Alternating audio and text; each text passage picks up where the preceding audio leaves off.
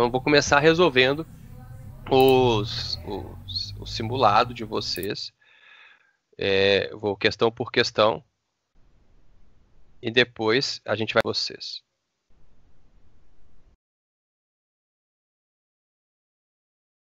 Depois. Bom, então eu vou começar resolvendo o simulado de vocês. Depois.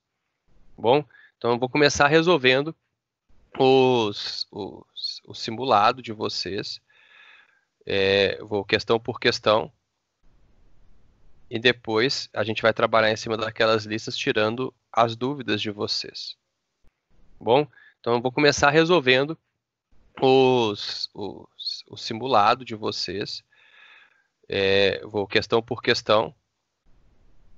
E depois a gente vai trabalhar em cima daquelas listas, tirando as dúvidas de vocês. Então, aqui. Eu não sei qual era o número da questão durante o simulado de vocês, mas eu vou resolver em ordem, tá bom?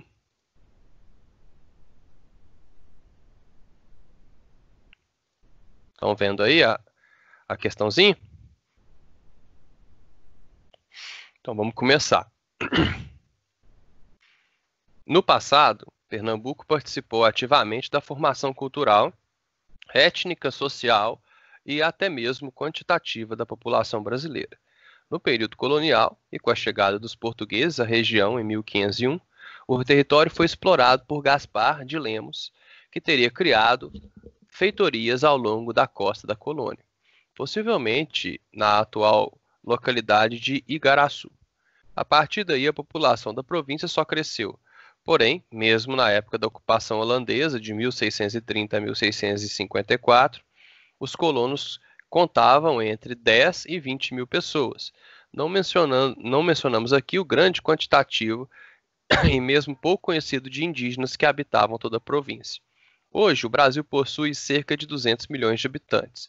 Na física, expressamos a ordem de grandeza como o valor mais próximo de uma medida em potência de 10.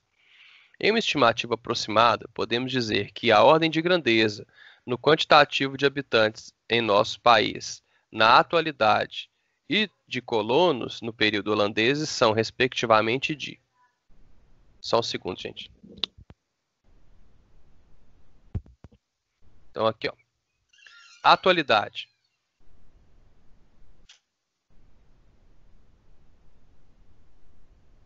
Na atualidade, falou ali que a gente tem 200 milhões de habitantes, né? Ó, 200 milhões de habitantes. Então, vamos escrever o nome. Isso aqui seria 200 mil, então 200 milhões. Como que eu analiso a ordem de grandeza de um número? A primeira coisa que eu tenho que fazer é colocar ele em potência de 10, em notação científica. Então, a vírgula estaria aqui. Essa vírgula ela tem que andar até eu achar um número que esteja entre 1 e 10. Então, ela vai vir 1, 2, 3, 4, 5, 6, 7, 8 casas para a esquerda.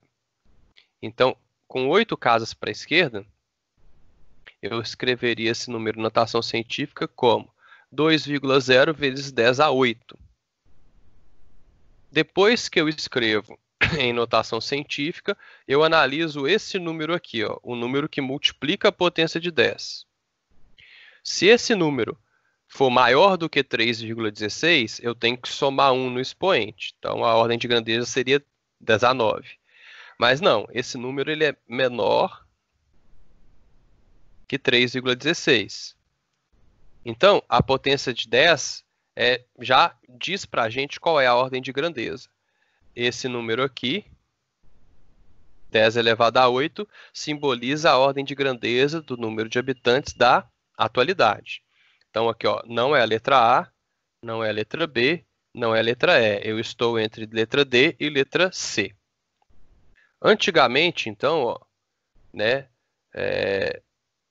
na atualidade e de colonos. Então, quando eram colonos vivendo em Pernambuco, a gente tinha entre 10 e 20 mil habitantes. Como ele falou entre 10 e 20 mil, eu vou pegar a média.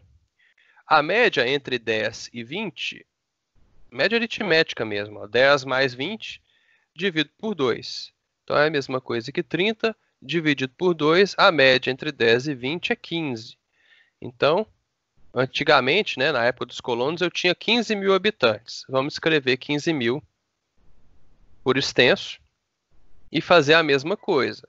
Nós vamos escrever em notação científica. A vírgula estaria aqui, ela vai andar 1, 2, 3, 4 casas para a esquerda. Então, esse número escrito em notação científica seria 1,5 vezes 10 a 4. De novo, eu analiso o número que multiplica a potência de 10. Como esse número é menor que 3,16, a potência de 10 já é a ordem de grandeza. Lembra? Vamos supor, se ele fosse assim, ó. Se fosse, por exemplo, 5 vezes 10 a 4. 5 vezes 10 a 4 é maior que 3,16. Quando o número que multiplica a potência de 10 é maior que 3,16, para analisar a ordem de grandeza, eu tenho que somar 1 no expoente, tá vendo? Então, a ordem de grandeza de 5 vezes 10 a 4 é, na verdade, 10 a 5. Mas esses dois números que eu analisei, ó, 2 vezes 10 a 8 e 1,5 vezes 10 a 4, eles têm números menores que 3,16 multiplicando a potência de 10. Por isso, eu não preciso somar 1. A ordem de grandeza desse número já é 10 elevado a 8 mesmo, e a ordem de grandeza desse número já é 10 elevado a 4 mesmo. Ou seja, letra C é a resposta correta desse nosso simulado, da primeira questão do nosso simulado. Eu vou salvar essas resoluções e vou mandar para vocês no grupo, para vocês não terem que copiar nada agora, é só prestar atenção, tá? E me dizer se ficou claro ou não. E a ideia da live é que vocês possam tirar dúvida como se fosse uma sala de aula mesmo. Tá? Abre o microfone, pergunta o passo, o que você fez ali, explica de novo. Tá bom, pessoal? É muito melhor que videoaula, na minha opinião, porque vocês podem interagir comigo aqui ao vivo. Ficou claro essa questão? Sim ou não? Sim. Então, Eu só não entendi o por conta que esse 3,16 tem a ver com o quê? Com... O 3,16 é a nossa métrica, né? É a nossa régua. Ah, tá. A gente usa ele como referência por quê? Porque a primeira ordem de grandeza é 10 elevado a 0, que vale 1. Sim. A outra ordem de grandeza é 10 elevado a 1, que vale 10, né? Isso. Então, entre as duas, eu teria uma ordem de grandeza que seria, por exemplo, 10 elevado a meio.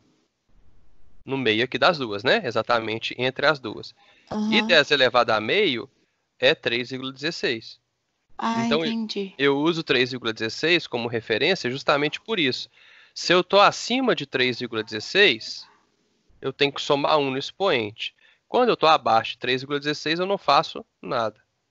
Ah, entendi. Porque ele é a nossa referência, tá bom? Então, eu abri aqui a segunda questãozinha do nosso simulado.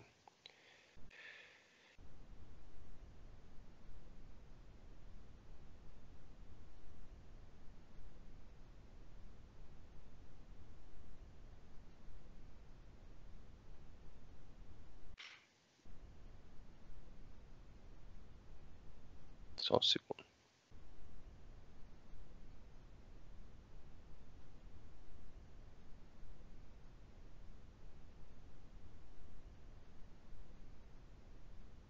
Tá aqui. Astrônomos medem a velocidade de afastamento de galáxias pela detecção emitida por esses sistemas, pela detecção da luz emitida por esses sistemas. A lei de Hubble afirma que a velocidade de afastamento de uma galáxia em quilômetros por segundo é proporcional à sua distância até a Terra, medida em megaparsec, é uma unidade que os astrônomos usam. Nessa lei, a constante de proporcionalidade é a constante de Hubble, e seu valor mais aceito é de 72 km por segundo dividido por megaparsec. O parsec é uma unidade de distância utilizada em astronomia que vale aproximadamente 3 vezes 10 elevado a 16 metros. Observações astronômicas determinaram que a velocidade de afastamento de uma determinada galáxia é de 1.440 km por segundo. Utilizando a lei de Hubble, pode-se concluir que a distância dessa galáxia, medida em quilômetros, é igual a... Então, aqui, ó, a principal informação desse probleminha é, vamos grifar aqui, que a velocidade de afastamento de uma galáxia é proporcional à sua distância até a Terra. Então, ele falou que a velocidade de afastamento é igual à distância proporcional, você pode igualar. Porém, você sempre vai igualar multiplicando por uma constante qualquer. É uma maneira de você criar equações. Falou que é diretamente proporcional. Se fosse inversamente proporcional, ele tinha falado. É inversamente proporcional a alguma coisa. Como ele falou que é só proporcional, você iguala as duas grandezas. Vezes uma constante. E essa constante está aqui, ó. A constante de proporcionalidade é a constante de Hubble, vezes H0. Então, as equações são sempre uma grandeza igual a outra vezes uma constante. Você pode ver na física, por exemplo, ó, força é igual a massa vezes aceleração. Massa é uma constante. Potência é igual a voltagem vezes a corrente. A voltagem é uma constante. Sempre assim. Na física, a maioria, 99% das equações tem 3 variáveis. Tá? Então, ele falou que essa constante de Hubble, ela vale 72 quilômetros por segundo dividido por megaparsec. Ó, megaparsec. E ele falou que o parsec é uma unidade de distância utilizada que vale aproximadamente 3 vezes 10 a 16 metros. Um parsec é igual a 3,16 metros. Essa questãozinha aqui, gente, ela é muito difícil, mas ela caiu no Enem. Ela caiu no Enem do ano passado para o Enem que foi aplicado para os presidiários, tá bom? Ó, aqui eu escrevi errado. 3 vezes 10 a 16. Estava com 3,16 na cabeça. Metros. Vocês lembram que eu passei para vocês em sala umas... Não deve lembrar que faz um tempinho já, né? Algumas terminologias. Por exemplo, quando eu tenho K, esse K, ele vale 10 elevado a 3, que é o quilo. M maiúsculo vale 10 elevado a 6, que é o mega. Tá? Então aqui, ó, a gente lê como quilo. Por isso que tem quilogramas e tal. Aqui é o mega. Aí tem o G maiúsculo, que é o 10 elevado a 9, que a gente lê como giga. E tem o T maiúsculo, que é 10 elevado a 12. Usa muito na informática, né? Que é o tera. Tá vendo? Então ele falou assim, megaparsec. Então o que tá ali embaixo, ó, é 72 quilômetros por segundo dividido por megaparsec. Eu vou escrever assim, ó. 72 quilômetros por segundo. Mega, vamos ver? Mega é 10 a 6. Ah, então vou colocar aqui um 10 a 6. E o que é um parsec? Parsec é 3 vezes 10 a 16 metros. É só substituir, tá vendo? Eu sei que mega vale 10 a 16 e o problema me falou que o parsec vale 3 vezes 10 a 16. Isso foi o probleminha que me falou. O que tem de errado aqui, olhando na equação em cima e embaixo? Quem consegue me dizer? Tem algo de errado aí. Tem algo que vai dar errado se eu continuar resolvendo dessa forma. Gente, a gente tá só com pouquinha gente aqui, ó. Pode falar. Ninguém... Abud, rapidinho, tem gente que pediu pra você mandar o link de novo, que não tá conseguindo entrar na aula. Ué, peraí. Vamos ver se o link mudou? Peraí. Vamos lá, eu copiei o link de novo, eu vou mandar aqui. Não, o link é o mesmo. Uma menina me chamou falando que não conseguiu entrar. Ela instalou o Skype já, será? Provavelmente. Mandei de novo e vamos ver. Quer ver? Eu vou testar aqui com a minha noiva.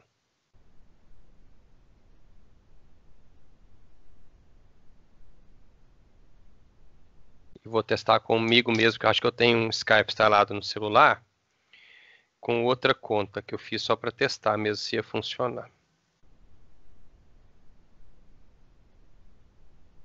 Deixa eu ver aqui.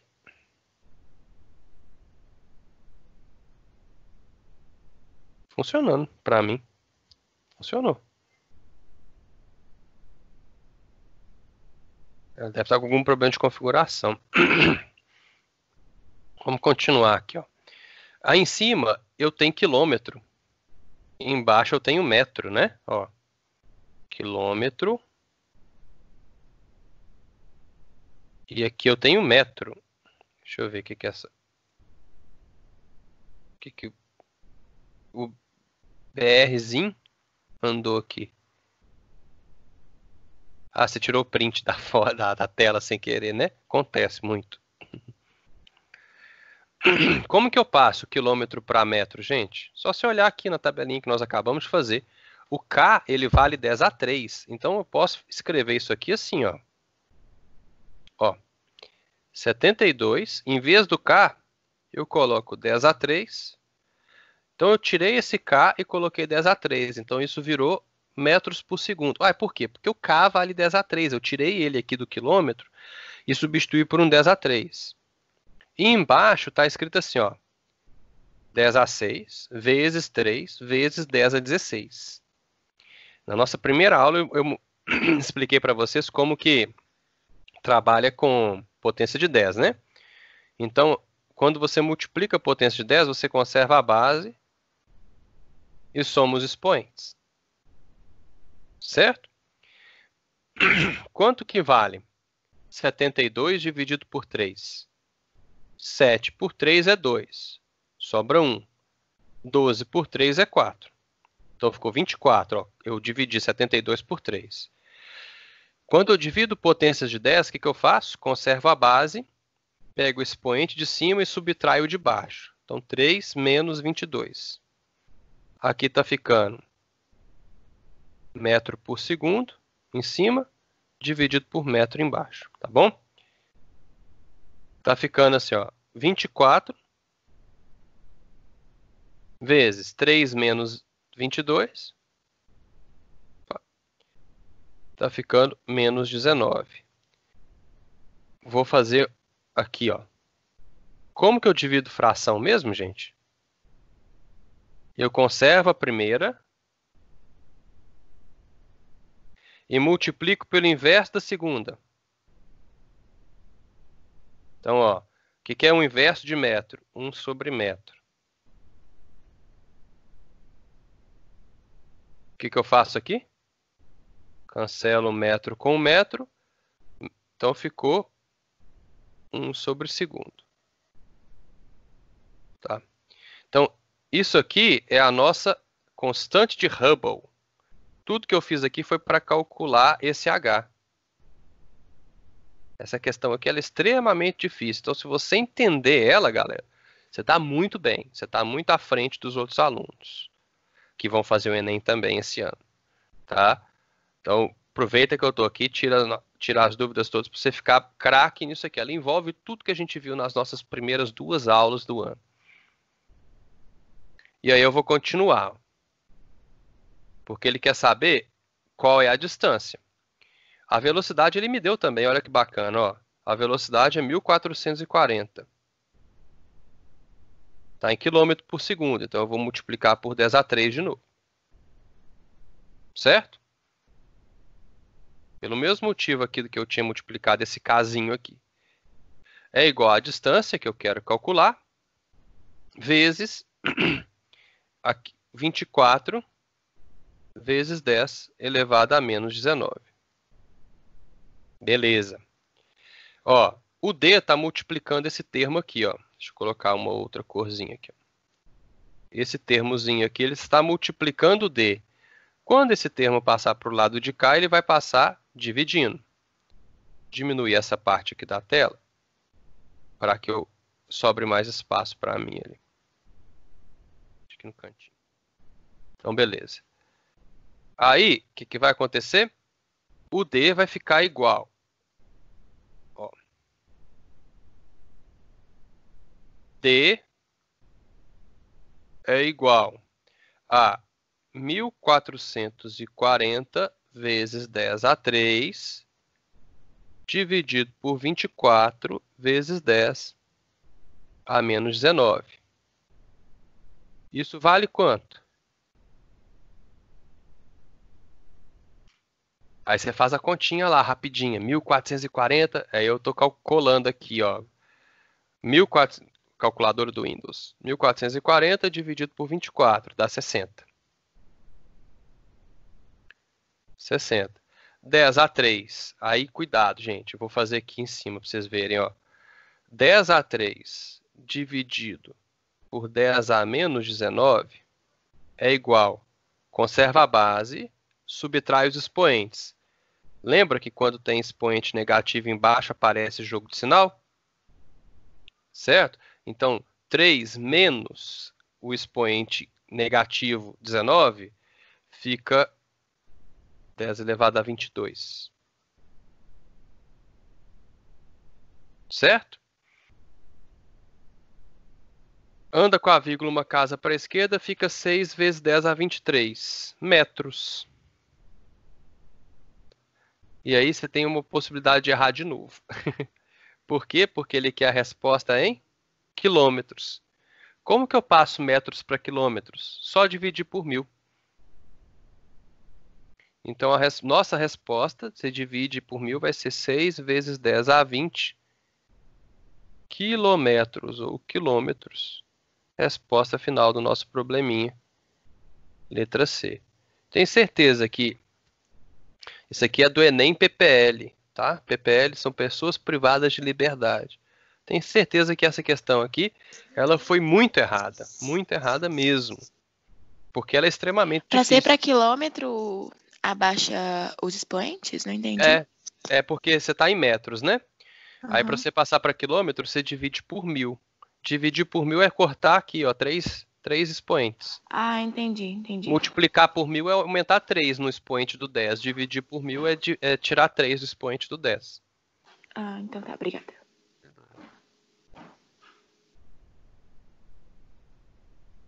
Sempre que eu faço uma prova, um simulado, né, para os alunos resolverem, eu coloco uma questão difícil.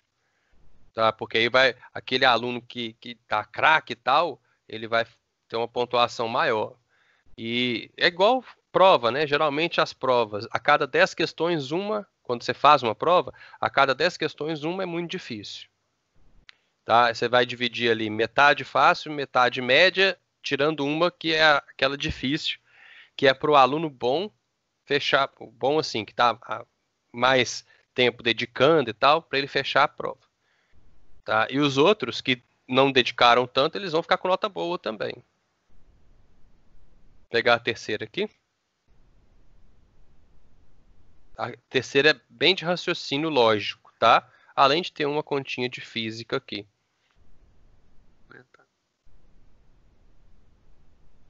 Ó. Em grandes aeroportos e shoppings, existem esteiras móveis, horizontais para facilitar o deslocamento de pessoas. Considere uma esteira com 48 metros de comprimento e velocidade de 1 metro por segundo. Essas esteiras, gente, elas são assim, ó. Não sei se vocês já viram isso em aeroportos, para a pessoa andar mais rápido, tá? Aí ela gira aqui, ó. Ela fica girando e isso ajuda a pessoa. Então, a pessoa está andando aqui em cima,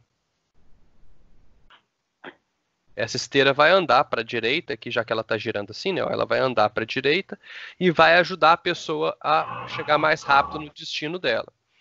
Falou aqui que essa esteira ela anda com uma velocidade de 1 metro por segundo. Então uma pessoa ingressa na esteira, a esteira tem 48 metros de comprimento.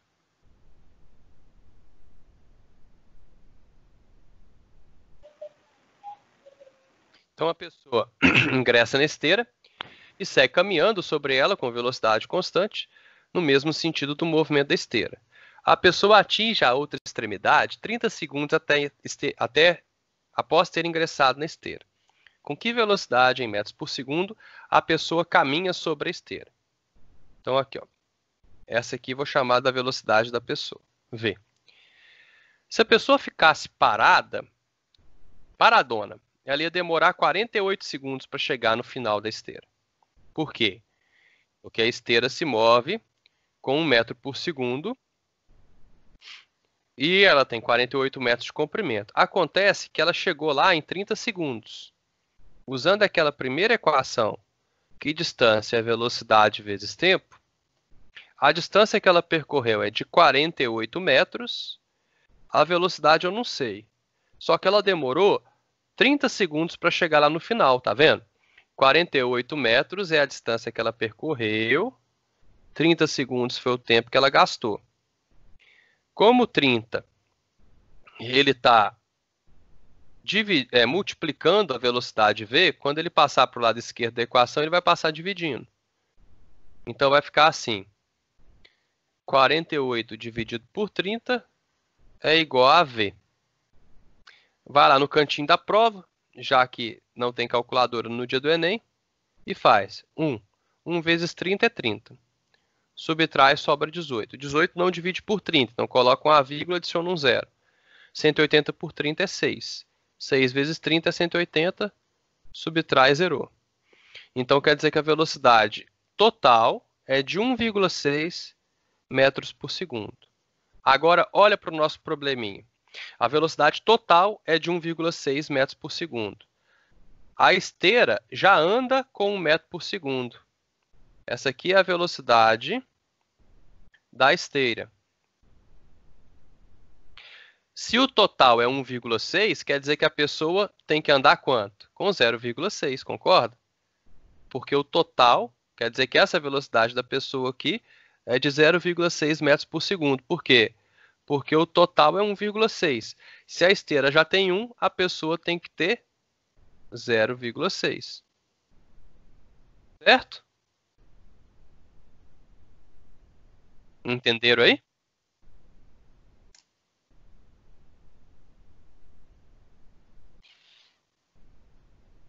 Então, beleza.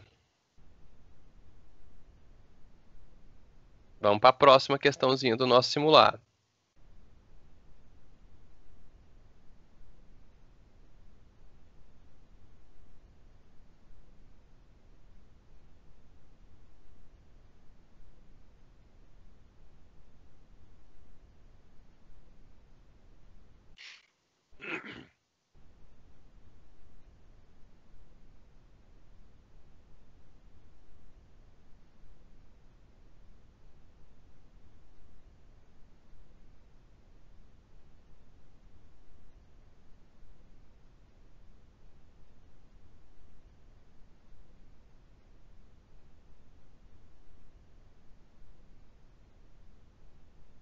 Essa eu fiz uma bem parecida na sala com vocês. Um trem de 150 metros de comprimento se desloca com velocidade constante de 16 metros por segundo. Esse trem atravessa um túnel e leva 50 segundos para, desde a entrada até a saída completa dentro dele. O comprimento do túnel é. Então, você não pode esquecer que para atravessar o túnel, então tá aqui, ó, imagina o trem aqui, né? Esse é um trenzinho.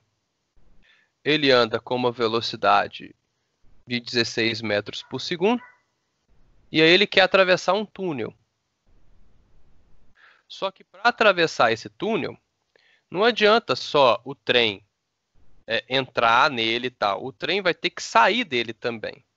Então aqui, ó, eu vou copiar aqui o trem para vocês verem o que vai acontecer, ó. Não adianta eu pegar o trem, ele vai entrar no túnel e tal, mas quando ele sair aqui, ele não vai ter saído completamente, ele vai ter que sair totalmente do trem, do túnel, né? E nesse momento, o que ele vai ter percorrido? Ele vai ter percorrido o tamanho do túnel, vamos chamar o tamanho do túnel de T, Ele percorreu o tamanho do túnel, porém ele percorreu também o tamanho dele. Então ele percorreu o tamanho do túnel mais o tamanho dele, que é de 150 metros. Então a distância total percorrida por esse trenzinho, né? Vamos chamar assim, ó, distância total. É a distância D, que é o tamanho do túnel, mais 150 metros.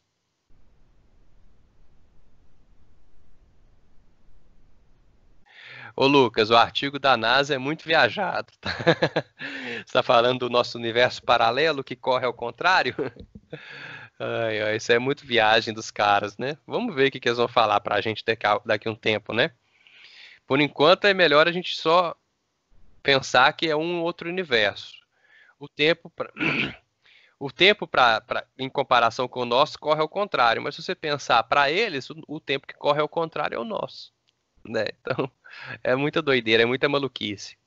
Ou seja, eu vou chamar a distância total de Dzão. Pode ser, ó, Dzão. A gente sabe que toda distância é igual a velocidade vezes tempo. Então, quem é a distância total? É o tamanho do túnel mais 150 metros. Qual é a velocidade? 16 metros por segundo. E quanto tempo ele gastou? 50 segundos. Então, vamos continuar. D mais 150 é igual a 16 vezes 50. Está lá no dia da prova, tem que fazer a conta. Você está craque, baixa um zero, 5 vezes 6, 30. Vão 3, 5 vezes 1, 5, com 3, 8. É igual a 800. D vai ser, esse 150, ele está somando, né? Então, se ele passar para o outro lado da equação, ele vai passar subtraindo. Você passa trocando a operação, né? Estava somando, passa subtraindo. Então, a distância total do túnel, que a gente chamou de Dzinho, é de 650 metros. Tranquilo? —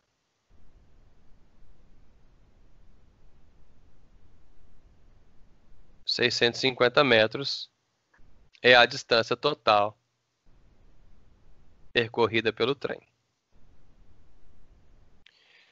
Vamos lá. Abud, Oi, pode falar. se eu pegasse e fizesse normal, tipo, D, que é igual a V vezes T, só que sem o 150, adicionar o Você ia 150 achar 800, depois. né? Aí você subtrairia depois? Pode também. Ah, tá bom. Obrigada. Sem problemas.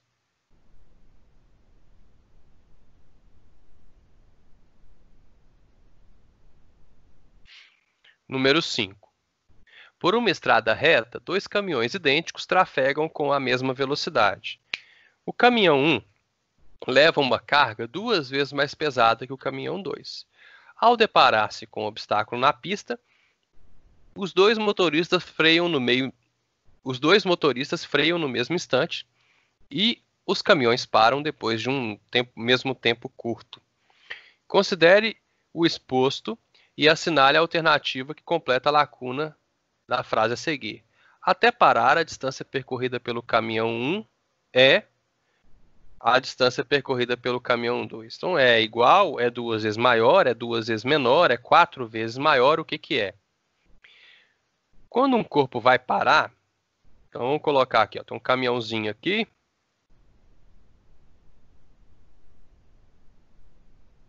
E esse caminhão quer parar.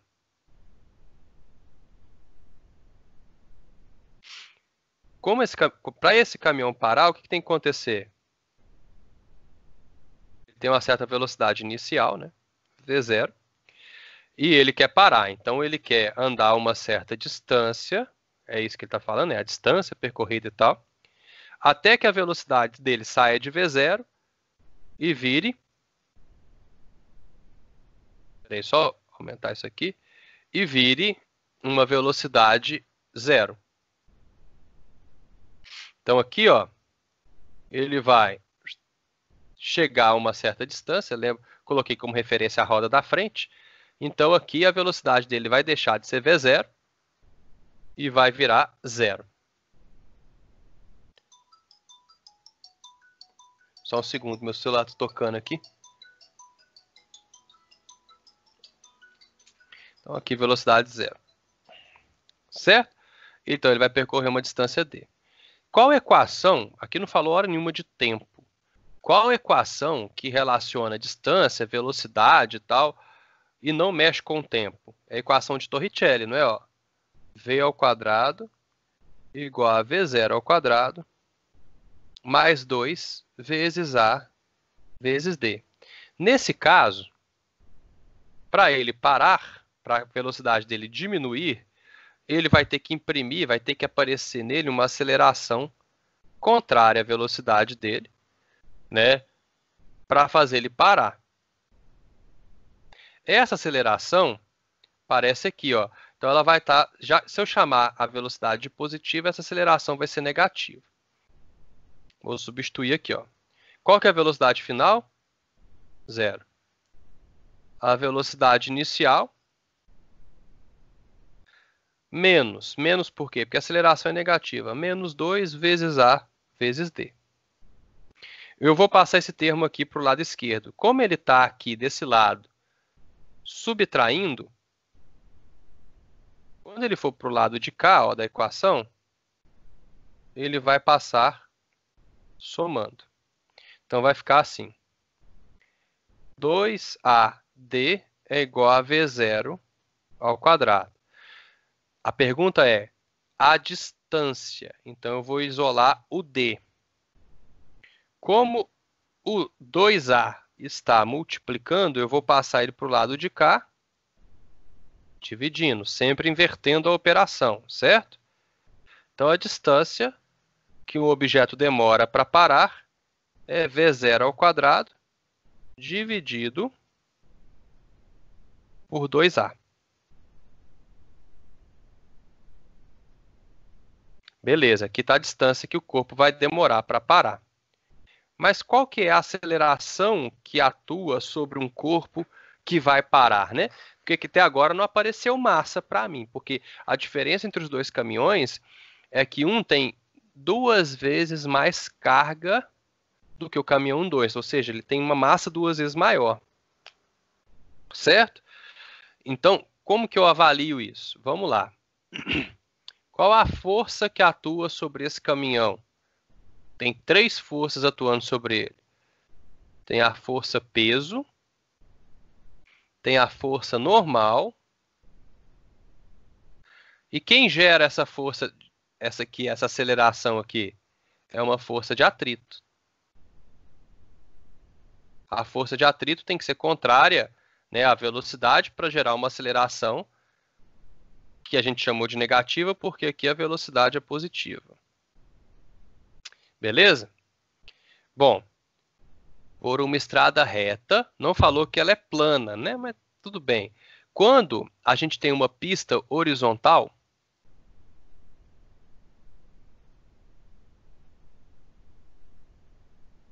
a gente pode afirmar que o peso é igual a normal. Eu tenho 2 vetores contrários um ao outro. O que isso significa? Que eles se anulam. Então, a normal e o peso se anulam. A única força, as forças estão desenhadas de rosa. A única força que sobra é a força de atrito. Força de atrito é igual ao coeficiente de atrito vezes a força normal. E essa força de atrito, ela é uma força resultante, que é massa vezes aceleração. Juntando essas duas coisas, coeficiente de atrito vezes a normal é igual a massa vezes a aceleração. Como o peso e a normal são iguais em uma pista horizontal, eu posso falar que a normal é igual ao peso, ou seja, é igual a massa vezes a gravidade. Normal, N, virou massa vezes gravidade, que é igual a massa vezes a aceleração. Como eu tenho massa dos dois lados, olha que interessante. Coeficiente de atrito vezes a gravidade é igual à aceleração. A aceleração que atua sobre o caminhão não depende da massa. A aceleração depende da pista, que é o coeficiente de atrito, depende da pista, cada pista tem o seu coeficiente de atrito, e depende da gravidade. A gravidade vem de onde, gente? A gravidade vem do planeta Terra, né? Então, os dois caminhões estando no mesmo planeta vão estar sujeitos à mesma gravidade. Tá vendo? Essa aceleraçãozinha aqui, ó, não depende da massa. Como ela não depende da massa, os dois caminhões vão frear numa distância igual. Não depende da carga do caminhão. Olha que fantástico. Física é bonito demais, né, gente? Pode falar.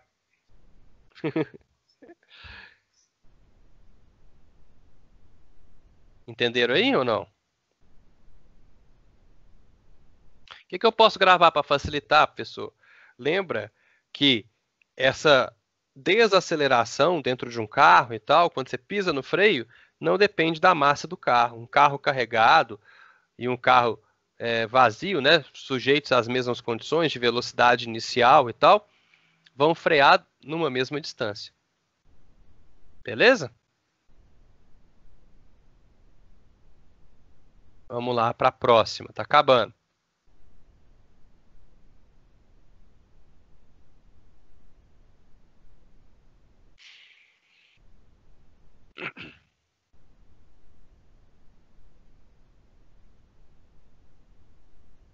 Essa aqui é a questão 6 do simulado de vocês.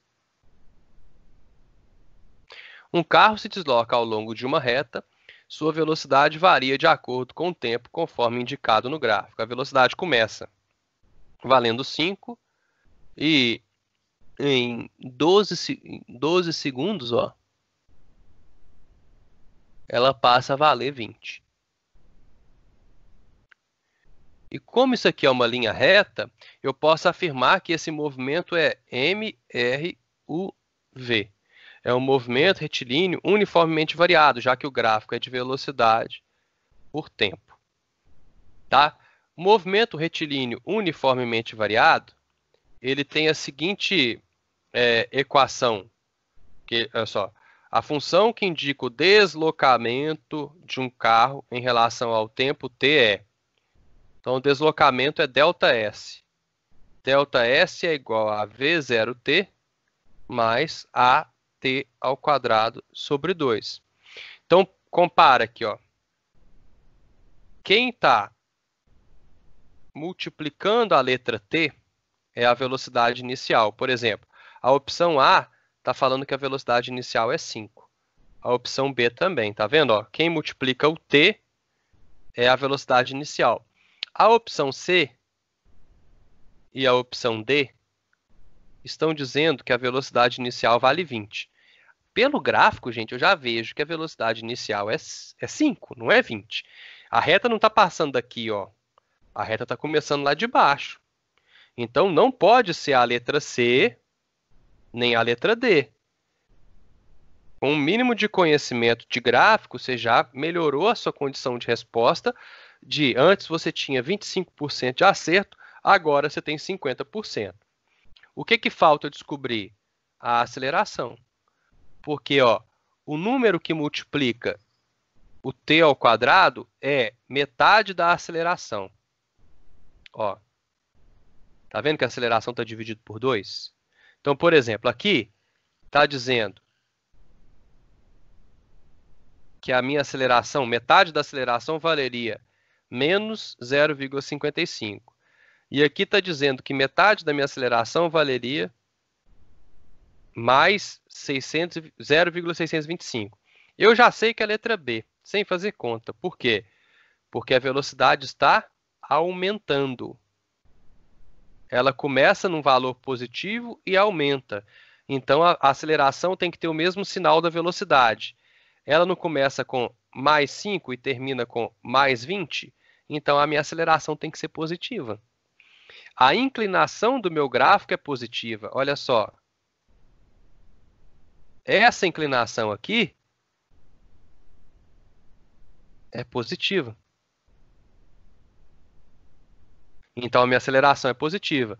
Aí de onde você tirou isso? É assim, né, gente? Ó, vocês aprenderam com o Zé Wilson já. Quando o gráfico está assim, ele é inclinação positiva. E quando ele está assim, inclinação negativa, não é? Ó, essa inclinação aqui ela é positiva e essa inclinação é negativa. Aqui eu vejo que a inclinação é positiva. Então já mataria a questão. Mas vamos calcular a aceleração. A aceleração é a variação da velocidade dividido pelo tempo. Eu vou fazer com o gráfico todo. Então é velocidade final menos velocidade inicial dividido pelo tempo final menos o tempo inicial. Velocidade final, 20. Terminou no 20 aqui, ó. Velocidade inicial, 5. Começou no 5. Tempo final, 12. Tempo inicial, 0. Comecei no 0, ó. Comecei no 0, terminei no 12. 12 menos 5, 15. 12 menos 0, 12. Quanto que é 15 dividido por 12? Aí você vai lá no cantinho da prova. 15 dividido por 12 dá 1. 1 vezes 12, 12. Subtrai, sobra 3. 3 não divide 12. Bota a vírgula, 0. 30 dividido por 12 dá 2. 2 vezes 12, 24. Subtrai, sobra 6. Já coloquei vírgula, então posso colocar 0. 60 por 12 dá 5. 5 vezes 12, 60. Resto 0. Ok. Então minha aceleração é de 1,25 metros por segundo ao quadrado. Então, coloca aqui 1,25 dividido por 2, porque o número que vem do lado do t ao quadrado é metade da aceleração. Dá exatamente o que aparece na letra B. 0,625 metros por segundo ao quadrado. Mas dava para fazer sem fazer conta. Eu falei para vocês, eu mostrei para vocês, né? Dava para fazer sem fazer conta. Tranquilo? Dúvidas? Lembrando que é só prestar atenção que depois eu mando essas telas para vocês. Estou salvando tudo aqui. Mando no grupo para vocês. Alguma dúvida? 7, então.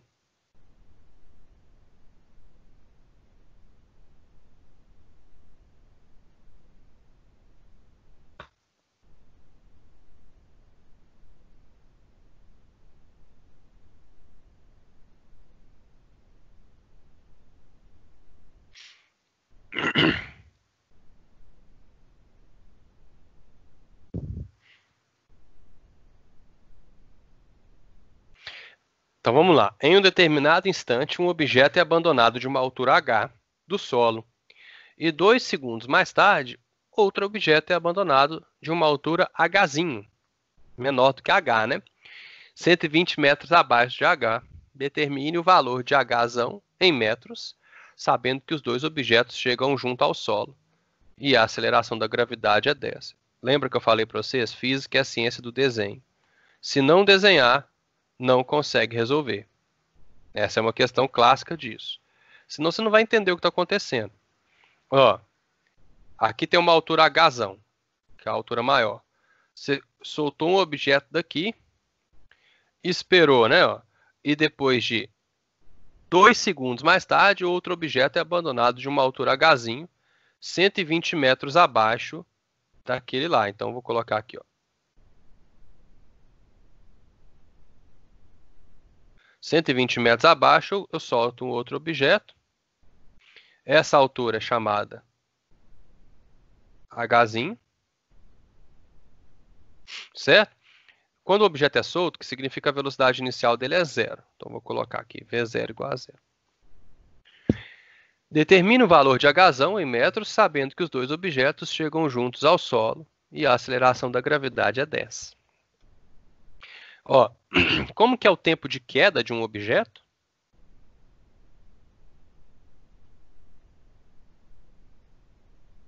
Tempo de queda é raiz. Vamos, sem decorar. Quando um objeto cai, ele está sujeito à aceleração da gravidade, que dá 10 metros por segundo ao quadrado. Aí, eu sei que o movimento de queda escrever aqui em cima para vocês lembrarem. Ó. Movimento de queda livre, ele é um MRUV.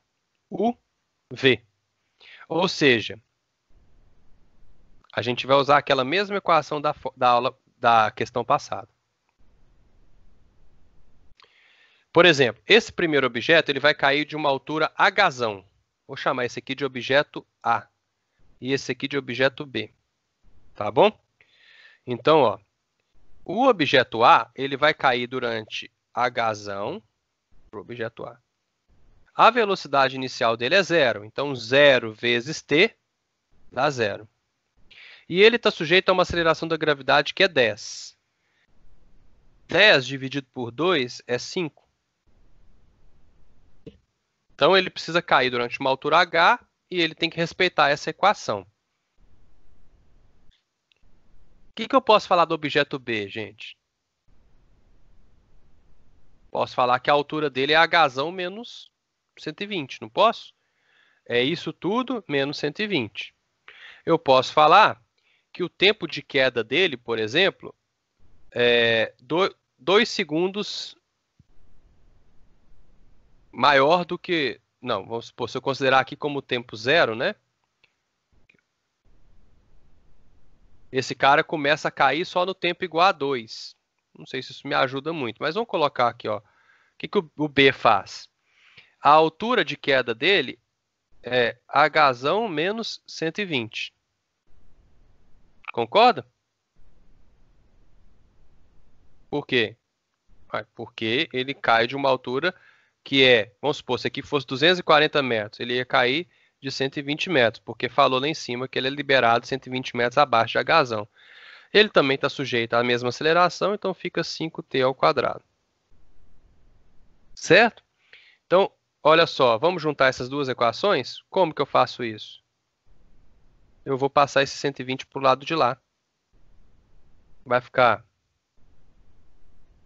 5t mais ao quadrado, mais 120. Você está vendo que Hzão tem que ser 5t ao quadrado e Hzão tem que ser 5t ao quadrado mais 120?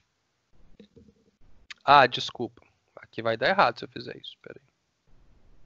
Já falo por quê.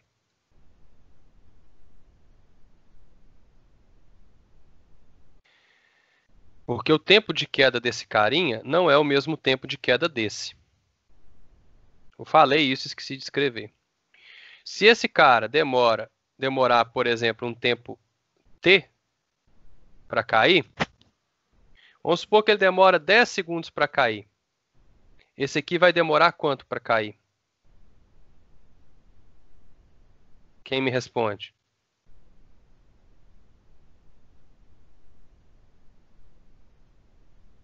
Enquanto eu tomo água aqui. Se o de lá demorasse 10 segundos para cair, o de cá demoraria quanto?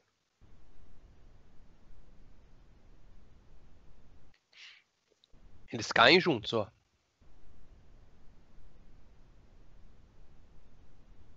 Ele não cai 2 segundos após? Ele não é solto 2 segundos após? Então, vamos supor que esse cara demorasse 10 segundos para chegar. Esse aqui teria que demorar 8. Porque o total tem que dar 10 também. Eles têm que chegar juntos no chão. Entenderam? Então, esse cara tem que demorar um tempo t menos 2.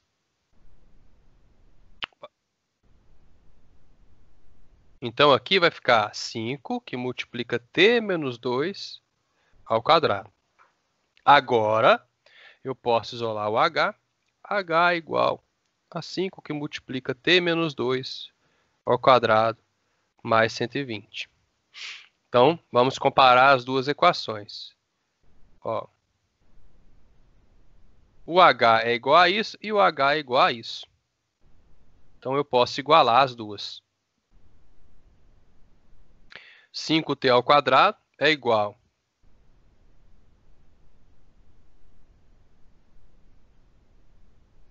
a isso aqui, 5t ao quadrado. 5 que multiplica t menos 2 ao quadrado mais 120. Agora é só desenvolver, agora virou matemática. 5 que multiplica t menos 2 ao quadrado, o quadrado do primeiro, 2 vezes o primeiro vezes o segundo, então dá menos 4t, que é 2t vezes menos 2 menos 4t, mais o quadrado do segundo, mais 120. Virou matemática agora, né?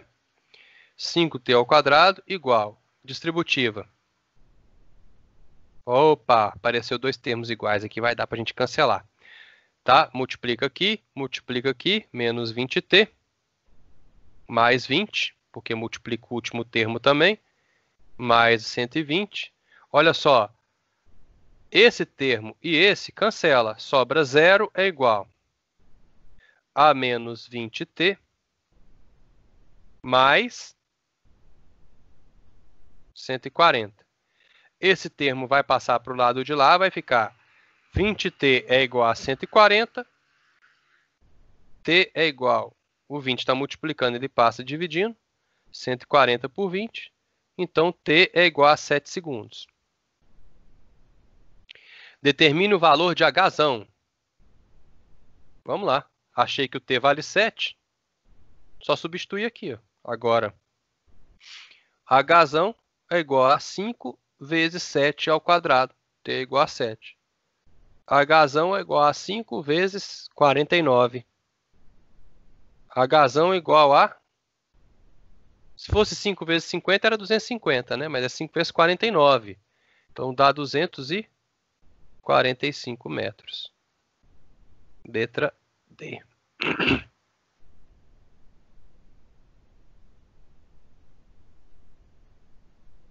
Ok? Dúvidas? Vocês estão caladinhos demais. Estão acertando tudo? Estão entendendo tudo? Última questão, então, do nosso simulado.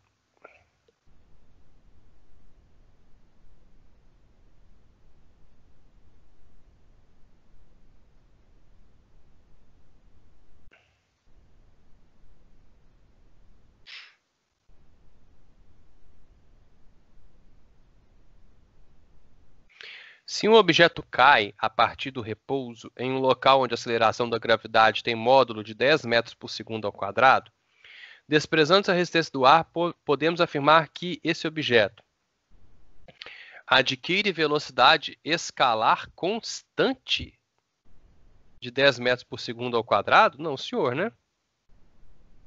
Se você solta um objeto de uma altura h e ele começa a cair, né? Soltei velocidade inicial igual a 0. O que significa? Que a velocidade dele, a cada segundo, aumenta 10 metros por segundo. É isso que a gente aprendeu, né? Então, ele vai caindo e a velocidade dele vai aumentando de 10 em 10. Não tem nada disso, velocidade constante. A velocidade é variável. Então, aqui é falso. Cai 10 metros durante o primeiro segundo. Ixi, vamos calcular? Ó, como é um MRUV, delta S igual a V0T mais AT ao quadrado sobre 2. A gente sabe que a gravidade, a aceleração desse movimento, vale 10. Então, qual que é o deslocamento dele durante um segundo? A velocidade inicial é igual a 0, então esse termo some.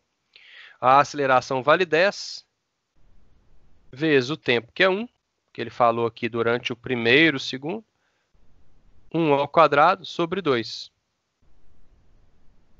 Não esquece do sobre 2. 10 vezes 1 é 1, dividido por 2 é 5 metros. Então, não são 10 metros, né? São 5 metros durante o primeiro segundo.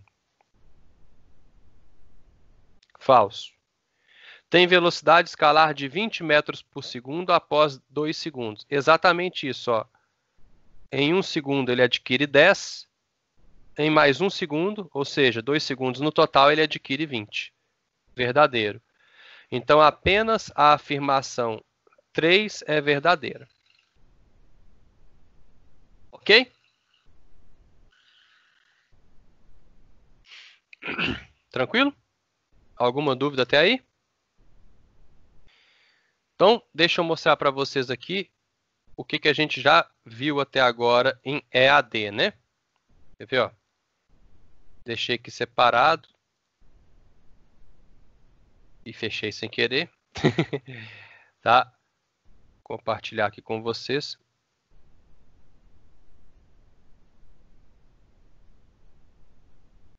Tá tudo no meu canal de YouTube. Vocês têm o link, acho que o Diego passa para vocês sempre, né? Aqui, ó. Curso opção. Nós temos 17 aulas gravadas já online para vocês. A gente já viu. Primeira lei de Newton, segunda lei de Newton, terceira lei de Newton, energia mecânica, 3 aulas. Grandezas vetoriais, 3 aulas. Aí eu comecei com ótica, que é uma matéria...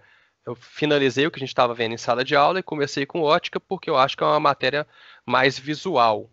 Então dá para a gente trabalhar melhor nessas aulas gravadas. Então tem o base da ótica, os espelhos planos. E semana passada eu mandei os espelhos esféricos. Todas essas aulas têm lista de exercício. Agora eu vou por demanda. Eu quero que vocês me digam qual exercício de qual lista vocês querem que eu resolva para tirar a dúvida de vocês. Por favor, abram o microfone e me peçam aí.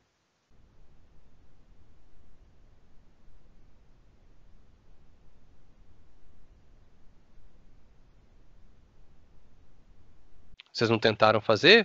Vocês estão caladinhos?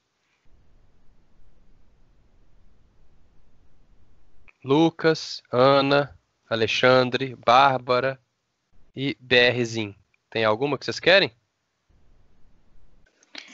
O meu não é exercício, não. É que eu não entendi muito bem a terceira lei de Newton. Tá, então vamos não precisa ser exercício, pode ser também, ó. Tá, então vamos lá. Você não entendeu nada? O que você não pegou direito, assim? É tipo assim, as outras duas eu entendi, só que você bem falou que a terceira é a mais difícil. Eu não consegui compreender muito bem, sabe? Ela. Vamos lá. Terceira lei de Newton, que a gente chama de ação e reação, ela simplesmente fala assim. Tá, dá uma olhada aí, Alexandre, nas atividades, aí você me fala. Eu gosto de fazer um esqueminha para a gente lembrar. É assim, ó. Quando uma pessoa, um agente, alguém começa a brincadeira, faz uma força, uma ação, né, em um determinado corpo, aí eu gosto de colocar assim, tipo um circuito, para a gente saber que sempre tem volta, né? Ó. Esse corpo devolve uma reação no agente. Então, ó, em quem que a ação está sendo feita? Em um outro corpo que não é o agente, que não é a pessoa. Em quem a reação está sendo aplicada? Nesse agente, que não é aquele mesmo corpo. Então, você tem 1 milhão de exemplos diferentes. Por exemplo, quer ver? Imagina um foguetezinho. Que é mais fácil de... Como é que o foguete ele consegue sair da atmosfera terrestre? O que ele faz? Ele joga o gás dele para baixo, né? Ele vai expelindo o gás dele para baixo. Então, ele está fazendo uma força no ar. Então, ó, quem é o agente? É o foguete. O foguete faz uma ação no ar. O ar devolve uma reação onde? No foguete, porque ele que começou a brincadeira. O foguete. Então, o ar é empurrado para baixo. Essa é a ação. E a reação é o quê? É o foguete sendo empurrado para cima. Entendeu aí? Outro exemplo. Imagina que você quer nadar. Como que uma pessoa pode nadar? Ela faz o quê? Ela pega a água e empurra para trás. Então, olha só. O nadador, ele faz uma ação na água.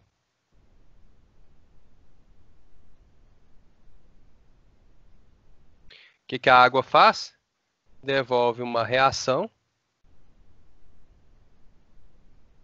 no nadador.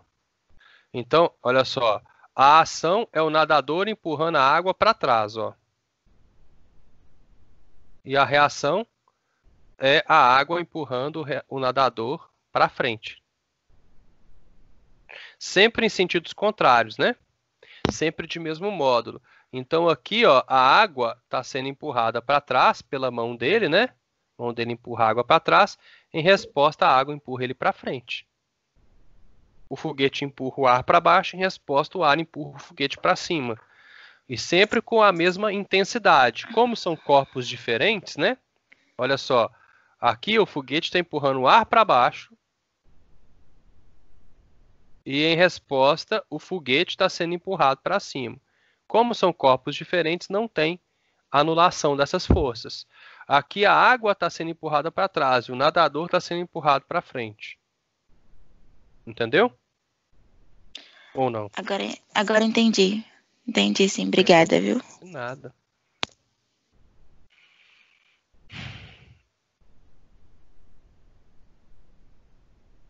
Mas pode ser dúvida também de conceitos, gente. Pode falar. A força de atrito atrapalha na ação e reação?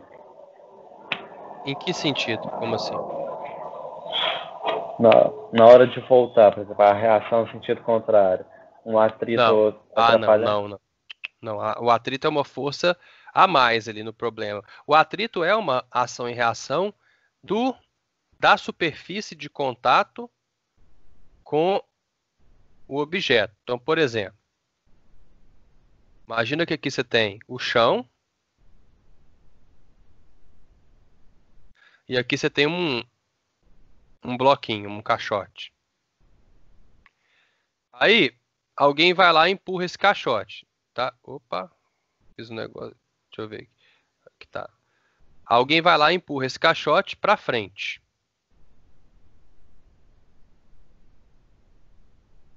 Então, vou fazer essa ação aqui de verde, ó. É uma ação do caixote para frente, então vou colocar uma pessoa fazendo essa ação aqui, ó.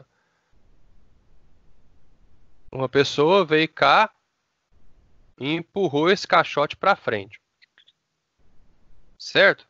Então é tipo que os desenhos animados só aparece a parte de baixo da pessoa. Aqui, ó.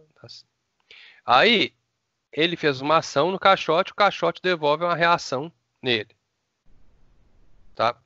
Por isso que eu coloquei aqui os dois de verde. Esse é o primeiro par de ação e reação. Agora, imagina que você tenha um zoom aqui, ó. Você consiga olhar aqui. Deixa eu ver. Aqui, ó. Vamos fingir que isso aqui é uma lupa.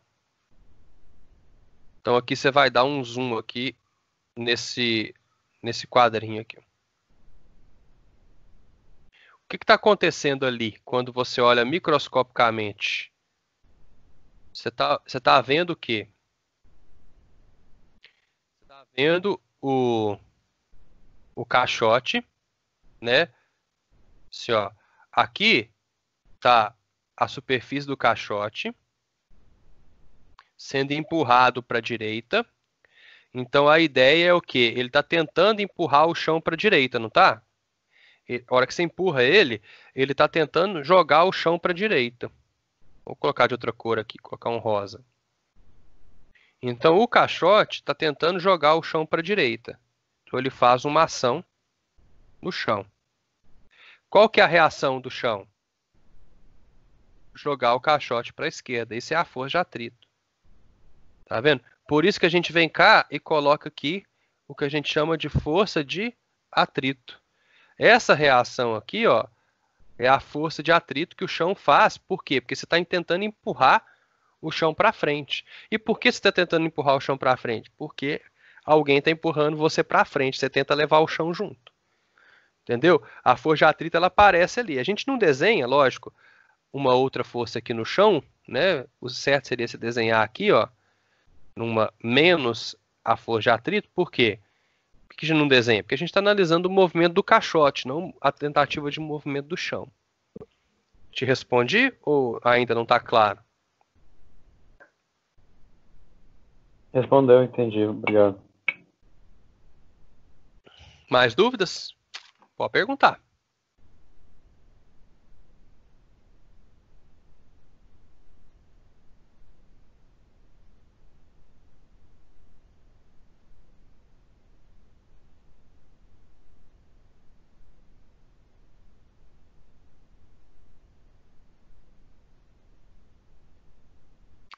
Deixa eu ver aqui. Fundamentos da ótica geométrica 4. O que é isso? Não entendi. 4,33.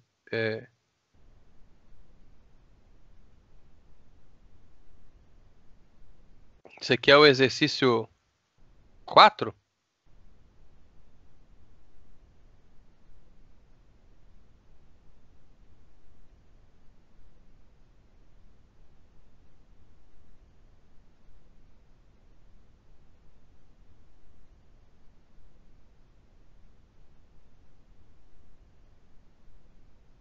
Deixa eu já indo lá no fundamento de ótica geométrica pegar aqui.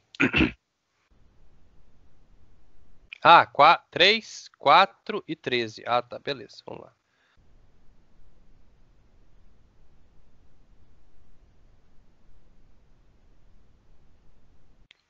Só confere para mim se a de vocês está igual à minha. O 3 começa assim: associe corretamente os princípios da ótica geométrica com suas respectivas definições constantes abaixo. É isso, Alexandre? Que tá para você aí também?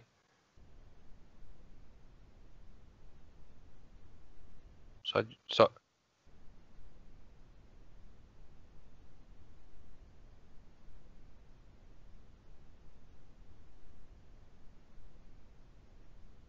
Então deixa eu ver se é a outra lista aqui. Pera aí. Ah, tão bom. Aí já dá para achar, porque eu tenho várias listas aqui. Ah, beleza, achei. É o 3.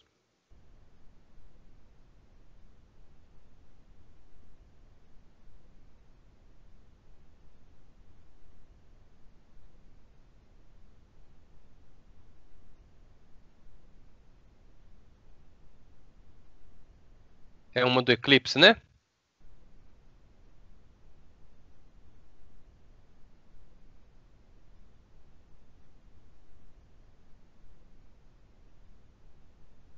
Isso aqui, ó. Essa aqui, né, Alexandre?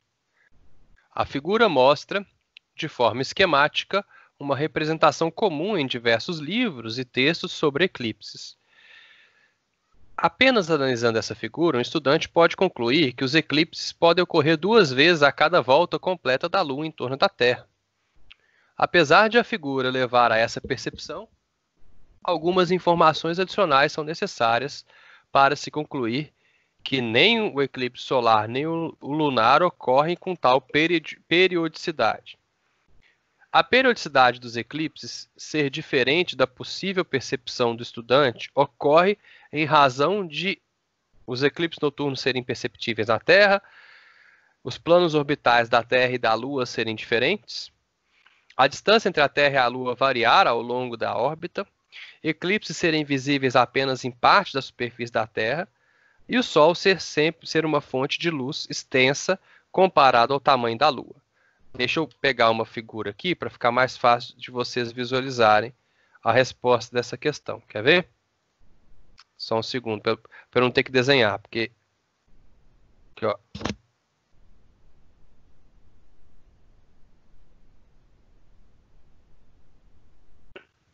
É assim.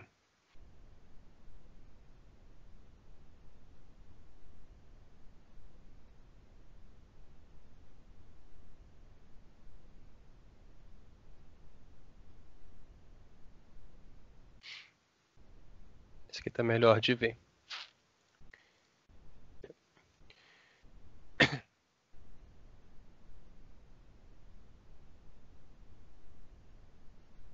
Olha aqui. Vamos lá. O que acontece? Você está vendo que o plano orbital da Lua é diferente do plano orbital da Terra? O plano orbital da Lua ele é meio inclinado. Ó. Então, por exemplo, aqui, ó, a luz do Sol, ela vem, bate na Lua, mas a sombra da Lua não atinge a Terra, tá vendo? Então, é o fato dos planos orbitais serem diferentes porque se fosse tudo na mesma horizontal, realmente, se fosse tudo na mesma horizontal, a gente ia ter um eclipse lunar a cada ciclo lunar, um eclipse solar a cada ciclo solar. Mas não é isso que acontece. O plano orbital da Lua é inclinado. Então tem hora que a Lua passa abaixo da Terra. Por exemplo, aqui, ó, a Terra está nessa linha aqui, ó, certo? E a Lua está passando abaixo da linha da Terra, da horizontal da Terra, ou acima. Então, por exemplo, para acontecer o eclipse solar, lunar, ela tem que estar passando nesse ponto aqui, ó. Não sei se vocês estão... dá para ver o cursor do mouse aqui, onde eu estou indicando? Então, ó, ela tem que estar nesse ponto ou nesse ponto. Aqui não vai rolar, porque a sombra da Lua vai ficar em cima da Terra. E aqui a sombra da Terra está em cima da Lua. Tem que ser ou nesse momento, tá vendo? Porque se fosse tudo na mesma orbital, na mesma linha horizontal, aí realmente seria o que o exercício fala. Então, o que está acontecendo é isso aqui, ó. Por que a periodicidade não é essa que essas figuras mostram? Né? Porque se fosse aqui, por exemplo, a sombra da Lua ia bater na Terra aqui, ó. E a sombra da Terra ia encobrir a Lua aqui. Mas isso não acontece, porque às vezes a Lua está passando, olha só, aqui é o plano orbital da Lua, aqui é o plano orbital da Terra, né? Esse aqui é o plano orbital da Terra e aqui é o plano orbital da Lua. Tem hora que a Lua passa abaixo da Terra, então a sombra dela vem aqui, né? E tem hora que a Lua passa acima da Terra. Então os planos orbitais, aqui é o plano da Terra, aqui é o plano da Lua. Os planos orbitais são diferentes. Tá? Então os planos orbitais da Terra e da Lua são diferentes. Então a sombra desses planetas, da Terra e a sombra da Lua, nem sempre coincide.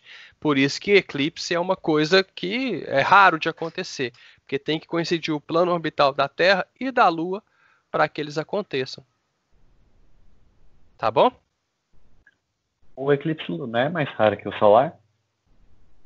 Não, ele é mais comum, porque a sombra da Terra é muito grande em comparação com a Lua. É mais fácil da Terra encobrir a Lua. E assim, o solar... Quer ver? Vou mostrar para vocês também aqui. Para o solar acontecer, olha só a coincidência que tem que ser.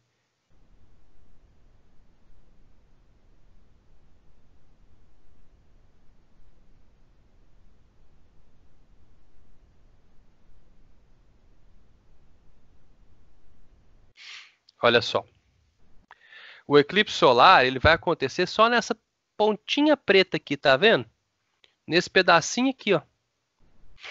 Enquanto o eclipse lunar, olha só, a sombra da Terra é muito grande, encobre a Lua muito fácil. Então todo mundo aqui da Terra vai ver durante a noite o eclipse da Lua.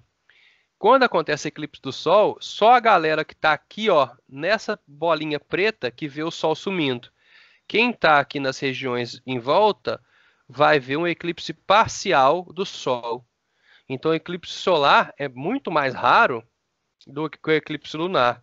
Quer ver, ó? When next solar eclipse. Tem um site, quer ver, ó? Tem um no Chile no final desse ano. É. Vê lá. Então, por exemplo, nós estamos em 2020, 21 de junho de 2020. Olha onde ele vai acontecer. Nessa faixa preta aqui, ó. Só quem tiver aqui que vai ver. Depois, 14 de dezembro de 2020. Só quem tiver aqui, ó, vai ver. Então, ou você vai estar aqui no meio do Atlântico, ou você vai estar aqui no Chile, no extremo sul da Argentina, tá vendo? Então é muito raro de você pegar um eclipse solar. O lunar não. Olha só como é que é o eclipse lunar. Olha que bacana aqui. Por exemplo, dia 5 de junho de 2020. Todo mundo nessa região aqui, ó, vai ver. Aqui também, olha só, é muito mais comum por causa do tamanho da Lua e da Terra em relação ao outro. Vamos pegar aqui o outro. Ano passado eu vi um lunar total. É, eu acho que eu lembro, né? Que aí dá uma... A gente fala que é a Blood Moon, né? Lua de sangue, é bem bacana. Vamos ver o 4 aqui. Que ele pediu.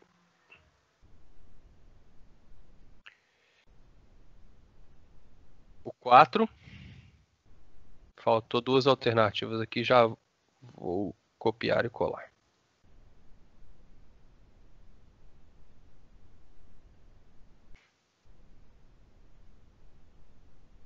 Vamos lá. No dia 27 de julho desse ano, aconteceu o fenômeno celeste denominado lua de sangue. Inclusive é isso, ó. Considerando o eclipse lunar com maior duração já ocorrido no século XXI. O fenômeno aconteceu devido à luz do Sol, que é refratada pela atmosfera e chega à superfície da Lua no espectro vermelho. Sobre os fenômenos do eclipse e propagação da luz e cores dos objetos, afirmar a alternativa correta. O eclipse lunar ocorre quando a Lua se encontra entre o Sol e a Terra, em perfeito alinhamento, projetando-se sua sombra sobre a superfície do planeta. É o contrário, né? O que é o eclipse lunar? Aqui está o Sol, gigantão. Aqui está a Terra, aqui está a Lua. O eclipse lunar, ele acontece Sol, Terra e Lua. Quando a Lua se encontra na sombra da Terra, tá vendo? A luz do Sol não atinge a Lua, então a Lua está na sombra da Terra. Então o eclipse lunar acontece quando a gente tem Sol, Terra e Lua. Quem está no meio? A Terra. Não é a letra A. Eclipses são fenômenos que acontecem como consequência imediata do princípio de propagação retilínea da luz. É isso mesmo. Se a luz fizesse curva, não ia ter sombra, né? Exatamente isso. Mas vamos ver por que as outras estão erradas. O fenômeno da interferência explica a decomposição da luz branca nas diversas cores que formam o espectro da luz visível. Não é isso. É o fenômeno da refração. A refração é o fenômeno que decompõe a luz branca em diversas cores. A luz passa por um prisma e vira várias cores, né? Igual na capa do CD do álbum do Pink Floyd. Tá? Isso aqui é o fenômeno da refração e não o fenômeno da interferência. Dentre as cores visíveis, a vermelha é que possui maior energia. Não, menor energia. Tá? Pois ela consegue atravessar a atmosfera terrestre e atingir a superfície da Lua durante o eclipse. É menor energia porque a energia de uma onda, de uma cor, de uma luz, ela depende da frequência. Tá? Então é menor energia e não maior. No fenômeno da lua de sangue, a Lua absorve apenas a frequência do vermelho. Se eu estou vendo a Lua vermelha, se eu olho para a Lua e a Lua está vermelha, quer dizer que ela está acontecendo o quê? A luz do Sol bate lá, em uma determinada cor, e a única cor que está sendo refletida, emitida, não é emitida, mas está sendo refletida pela Lua, é a cor vermelha. Então ela não absorve o vermelho. Quando você vê um objeto vermelho, quer dizer que ele está refletindo a cor vermelha, ou emitindo. No caso da Lua, ela não é um objeto luminoso, né? Então ela está refletindo a cor vermelha. Ok?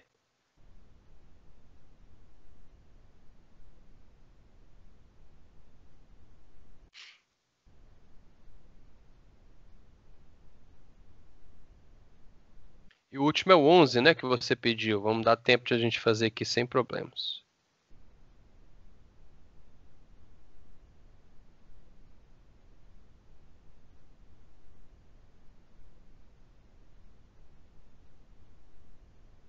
Uma almofada listrada nas cores vermelho e branca é colocada em uma peça escura, em uma peça escura iluminada com luz monocromática azul. Então, é 13, né? 11 não, desculpa. 13.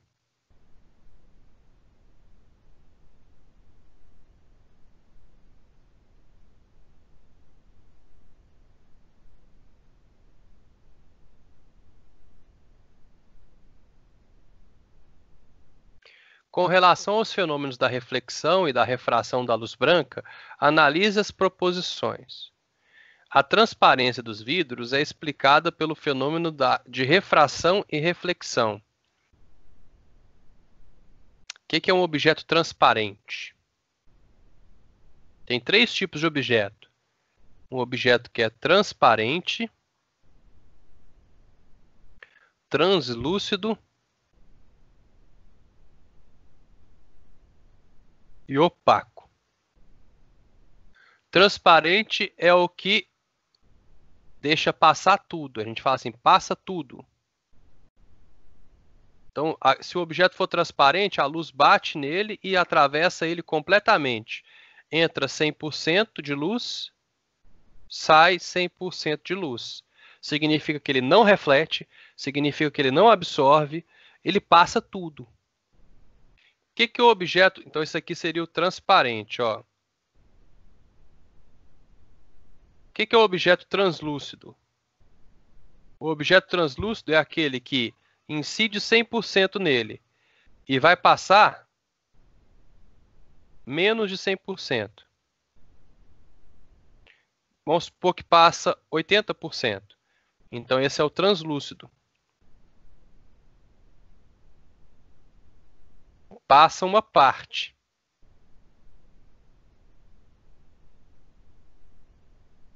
O que é o opaco? Passa nada. Então, o objeto que é opaco é aquele objeto em que incide 100% de luz, ou você olha do outro lado, tem 0%. Então, ele pode absorver, esse é o objeto opaco. Ele pode absorver, ele pode refletir, não interessa. O que interessa é que não passa nada. E a transparência é explicada pelos fenômenos da refração e reflexão? Sim. Refração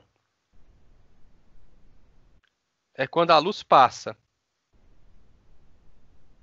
É passar luz. Reflexão é o quê? Quando volta. Vou colocar assim. Voltar. Faltou ali a absorção, né, gente? Porque a absorção é quando ficar. A luz bate e fica. Ela é explicada pelos fenômenos da refração e reflexão? É. Não falou explicada somente pelos fenômenos. Então, beleza. É verdadeiro. A dispersão da luz branca em um prisma é devida à reflexão. Não é reflexão. A gente já viu, acabei de falar. É devido à refração, não reflexão. A luz branca dispersa em um prisma é composta somente pelas cores primárias vermelho, verde e azul. Não é somente. Tá? Não é somente. Ela é composta por infinitas cores. As principais que o Newton descreveu são vermelho, verde, vermelho, laranja, amarelo, verde, azul, anil e violeta. Então, essas são as principais. Quais são as cores primárias? Que com elas eu consigo formar todas as tonalidades, vermelho, verde e azul. Mas a luz do sol tem muito mais do que isso. Então, somente a afirmativa 1 é verdadeira. Tranquilo? Então, galera, vocês podem continuar fazendo os exercícios. Na aula que vem, eu vou continuar a explicar a matéria, sem problemas. Tá? E se vocês quiserem, né, na aula que vem, falar, Bud, tentei fazer aqui, não consegui, me explica. No comecinho da aula eu explico para vocês qualquer dúvida que vocês tiverem com relação aos exercícios que eu já enviei para vocês. Tá bom? Um abraço para vocês, espero que vocês tenham gostado aí da nossa livezinha para tirar dúvidas. Tchau para vocês, galera. Até mais. Ah, não saiam desse grupo, tá? Porque depois eu vou usar o mesmo link com vocês. Um abraço, tchau.